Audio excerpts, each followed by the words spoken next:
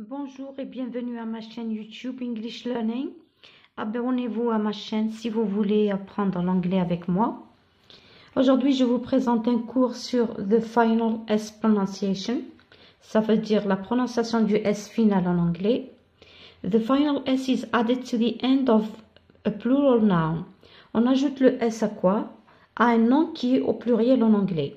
On l'ajoute aussi to a verb or to a pronoun. On l'ajoute à un verbe, on l'ajoute à un pronom.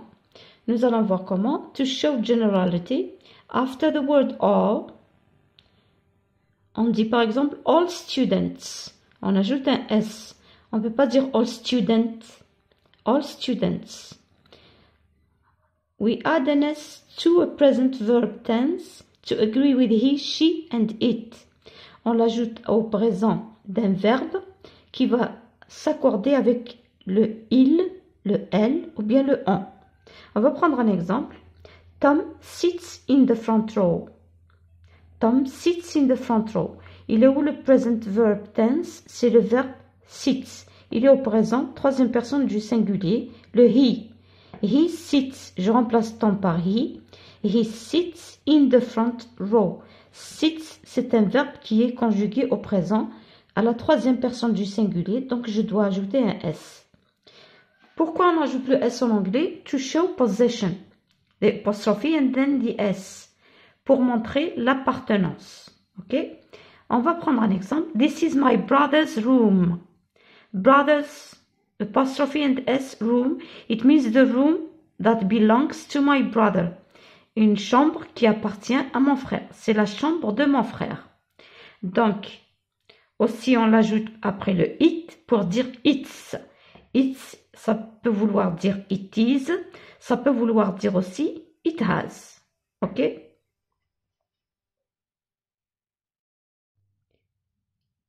Alors, le S, on le met after a pronoun. Après un pronom.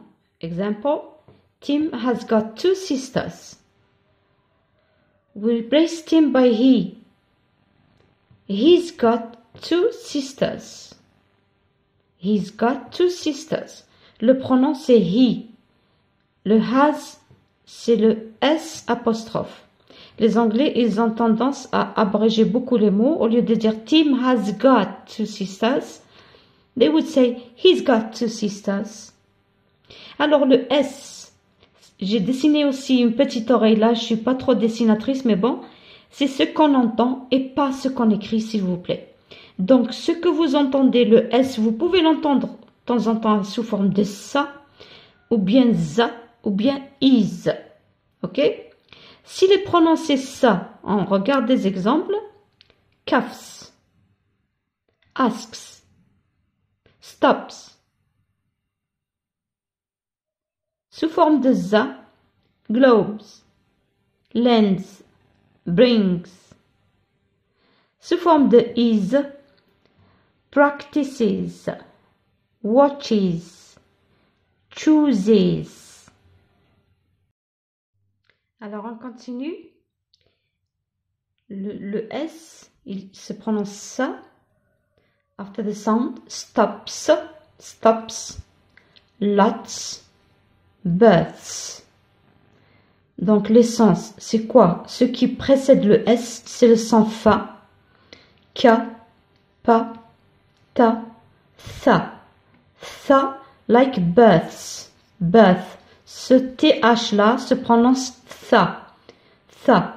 Donc quand on a dans le mot cuffs, asks, stops, qu'est-ce qu'on entend avant le S? C'est le fa, le ka, le pa, le ta, le tha. Donc c'est pour ça que le S, il va se prononcer S. Maintenant, on continue pour le Z. Alors, S est prononcé Z in the word travels. Dans le mot travels. On ne va pas dire travels. Travels. Le L précède le S. Comes. Comes. C'est le M qu'on n'entend pas le E parce que le E, il est muet. Comes. Phones. On entend le N. Begs. On entend le G. Begs. Actors, on entend le R. Bon, le R en anglais, il ne se prononce pas, mais on peut dire actors comme la voyelle E. Does, il y a le O, c'est une voyelle. Le S après une voyelle, il se prononce ZA. Goes. Maintenant, breathes. Breathes. Celui-là, c'est le son the. Après, on a lives. Lives. Va. Taxis. Taxis, il y a la lettre ou bien la voyelle I. Taxis. Plays. Plays, il y a la voyelle I. Play. A. S. Ok?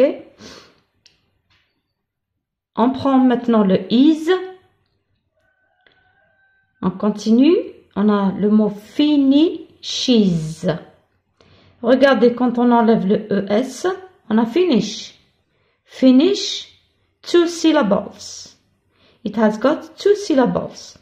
When we add ES, it becomes a 3-syllable word. Donc, quand on ajoute le ES, il devient trisyllabique. Avant, c'était un bisyllabique ou bien il a 2 syllabes. Mrs, Miss, Mrs. Tax, faites attention à ce mot. Tax, T-A-X. Le singulier, c'est tax. Tax. Quand on le met au pluriel, il devient taxes. On lui ajoute une autre syllabe. Taxes. Donc, il se prononce is. Bridge. Bridge, il devient bridges. Bridge, une syllabe. Bridges, c'est 2 syllabes. Wish. Wishes. Une syllabe, il devient 2 syllabes.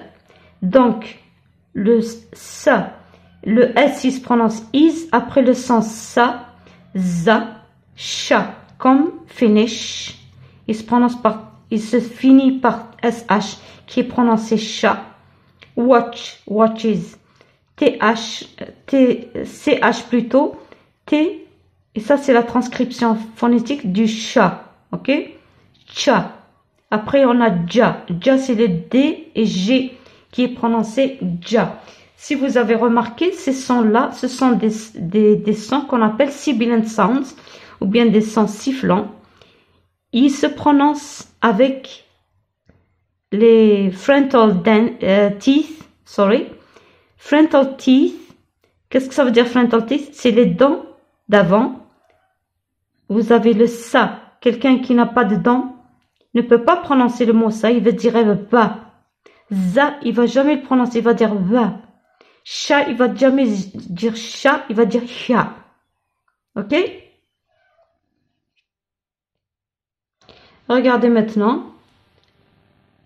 Dans cette catégorie-là, ou bien où le S est prononcé sous forme de za, il vient après le son ba, da, ng. Ng, c'est quoi? C'est le N et le G. Il se prononce ng. Bring. La, ma, na, ga, comme dans beg. Ra. Et celui-là, c'est the, comme dans le mot breathes. Va, ok, plus, on place vowel sounds, plus les sons de voyelles. Quels sont les sons de voyelles? C'est le I, c'est le A par exemple, ok. Quand on dit baby, baby, babies, le Y se transforme en IES au pluriel. Et donc, c'est un son qui est une voyelle. Le son d'une voyelle. Ok? Maintenant, nous allons comparer entre le mot taxis et taxis. Celui-là, je l'écris dans le Z. Celui-là, je le prononce sous forme de is. Pourquoi? La différence, on peut la voir quand on enlève le S. Je supprime le S, ça devient quoi? Ça devient taxi. Taxi. Je supprime le S ici ou bien le ES, ça devient tax. Ici, on a 2 syllabes. Et puis j'ajoute S. Ici, on a une seule syllabe, taxe. Quand je le mets au pluriel, j'obtiens 2 syllabes. Donc, il y a une production d'une autre syllabe en ajoutant le S final. C'est pour ça, je le classe dans le is et pas dans le Z. Alors, comme ces sons-là sont donnés dans des examens, sous cette forme d'instruction, we have an exercise here. Classify the following words according to the final S pronunciation. Qu'est-ce que ça veut dire? On va classer des mots donnés en fonction de la prononciation du S. Qu'est-ce que vous allez faire? Vous allez faire la pause pour cette vidéo. Une fois vous aurez terminé l'exercice, je vous montrerai la correction. Alors, je ne vais pas les lire, je ne vais pas... parce que si je les prononce, vous saurez où les mettre. C'est à vous de déduire. D'accord? Vous allez juste écrire ça entre deux barres, za entre deux barres, le is entre deux barres. Pourquoi? Parce que c'est la prononciation. C'est ce que j'entends. Alors, bon courage. Voici donc la correction. J'espère que vous avez terminé l'exercice sans avoir regardé la solution. Alors, quels sont les sons sous forme de ça? Quel mot est prononcé sous forme de ça? Vous avez hearts. Il y a le T qui précède le S. Types. Le P qui précède le S. Mouths. Le th qui précède le S. Months. Months.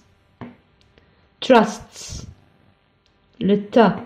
Ici c'est le tha, ici c'est le tha, ici c'est le pa et le ta. Ok? Maintenant le za. Occasions. Le S est prononcé za. Pourquoi? Parce qu'il est précédé de na. Feelings. Ings. Tims. L'apostrophe. Tims. She's. Soit c'est she is, soit c'est she has. Mais c'est she's. Après, vous avez husbands. Husband, il y a le D. Ok? Assigns. Destroys. Ça, c'est I. I, c'est des voyelles. Donc, il se prononce za. Follows. Follows. C'est le son wa. Consonant wa. Cookies. Alors, on fait attention au mot cookies. Le singulier de cookies, c'est cookie. Donc, le I y est dans le mot. Quand j'ajoute le S, je le mets dans le Z. Ici, vous avez lies. Lies. C'est des voyelles. Eyes. Maintenant, le son is. Reduces. On a le mot reduce. Deux voyelles, deux syllabes, pardon. Ça devient reduces, 3 syllabes. Faxes. Alors, ce mot faxes, c'est comme le mot taxe. A fax. Il n'y a pas de i à la fin. Je le mets au pluriel en ajoutant es. Il devient faxes. Avant une syllabe, ça devient 2 syllabes. Flourishes. Avant, c'est flourish. Flourish. 2 syllabes. Après, il y a une troisième. Flourishes. Judge. Une seule syllabe. Judges. 2 syllabes. Judges. 2 syllabes. Wash. Wash. Washes. Washes. Close. Une seule syllabe. J'ajoute un S et ça devient closes. C'est dans le Z. Is, pardon. C'est dans le is. Noise, c'est comme closes. Noises. J'ajoute un extra syllabe ou bien une autre syllabe. On continue après dans le za. Vous avez peas. Peas. Personalities. Personalities. Vous avez le i qui est dans le mot. Je ne l'ai pas ajouté, je ne vous ai pas dit personality, but personality, like cookie, personality. Il se termine par Y. Le I y est déjà dans le mot, donc je ne vais pas le mettre dans le is, je le mettrai dans le za. Bananas, bananas, one vowel before the S, on a une voyelle avant le S, donc je le prononce za. Cherries, cherries, le singulier a cherry, avec Y. Le I, le son I, y est dans le mot. J'ajoute juste le S, donc le Y je transforme en IE, comme c'est la règle en anglais. Cherries, le I y est dans le mot déjà. Je ne l'ai pas ajouté comme dans fax. Maintenant, loathes, loathes, c'est pas loathes, loathes. Ça c'est le son THA, donc le S, je le prononce après THA, ZA, comme le mot loads, loads, loads. Si vous avez des commentaires ou des questions sur ce cours, je vous prie de me faire un commentaire et ce serait un plaisir de vous répondre. Au revoir et bonne vue.